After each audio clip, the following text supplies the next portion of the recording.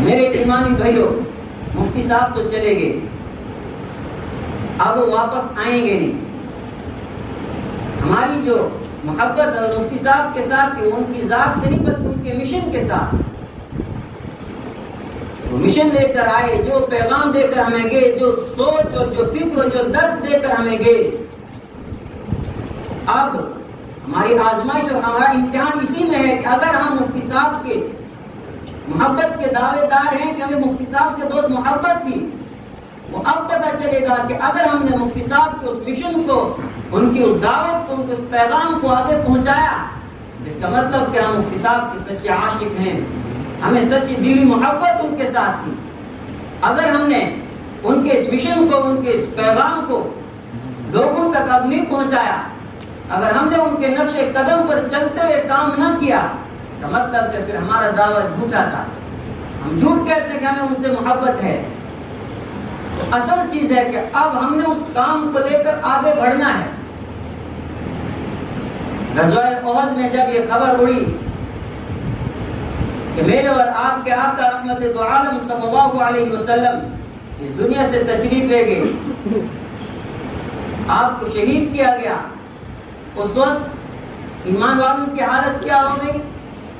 ہوش و حواس کھو بیٹھے کہ اب ہمارے جینے کا کیا فائدہ رہا؟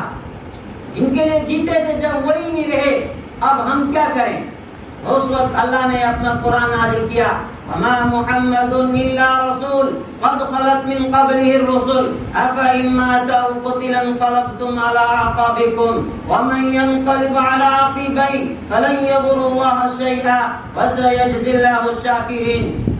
کیا ہو گیا تمہیں ایمان والو؟ وما محمد الا رسول، محمد صلی اللہ علیہ وسلم تو بس ایک رسول ہی تھے۔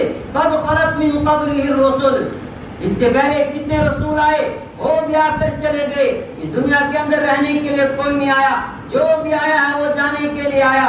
ان سے پہلے کئی رسول آئے، وہ چلے گئے۔ أَفَإِن مَّاتَ أَوْ قُتِلَ انقلبتم على أعقابكم ومن ينقلب على عقبيه۔ میں کیا ہو گیا اگر اس دنیا سے پردہ فرما جائیں، اگر اس دنیا سے چلے جائیں یا ان کو شہید کر دیا جائے، کیا تم پھر دوبارہ دین کو چھوڑ دو گے؟ کیا پھر تم دوبارہ دین کا کام کرنا چھوڑ دو گے؟ أَفَإِن مَّاتَ أَوْ قُتِلَ انقلبتم على أعقابكم ومن ينقلب على عقبيه فلن يضر الله شيئا وسيجزي الله الشاكرين۔ اگر تم نے اس مشن کو چھوڑ دیا، جو مشن رحمت دو عالم صلی اللہ علیہ وسلم کا تھا، جو کام ان کا تھا، جو دین تم کو دے کر گئے، اگر تم نے اس کام کو چھوڑ دیا، تم نے اللہ کا کوئی نقصان نہیں کیا۔ اللہ غنی ہے، وہ کام لے لے گا کسی سے، کوئی بھی مشن رکتا نہیں ہے۔ یہ مشن چلے گا، یہ کام چلے گا، یہ کام بڑھے گا، لیکن یہ کہ تم اپنا نقصان کرو گے۔ وما كان لنفس ان تموت الا باذن الله كتابا مؤجلا، کسی نفس کو موت اس وقت تک نہیں آتی ہے، کسی جان کو اس وقت تک موت نہیں آتی جب تک کہ اس کا وقت مقرر نہ ہو، جب تک نہ وہ مقرر وقت نہ آئے جو اللہ نے اس سے طے کیا ہے۔ ہمیں جب وہ وقت آتا ہے، اذا جاء اجل لا يستأخر، ہمیں پھر نہ آگے وقت چلا جاتا ہے نہ پیچھے، بلکہ اپنے وقت پر وہ موت آتی ہے۔ فلا يستطيعون توصية ولا إلى أهلهم يرجعون۔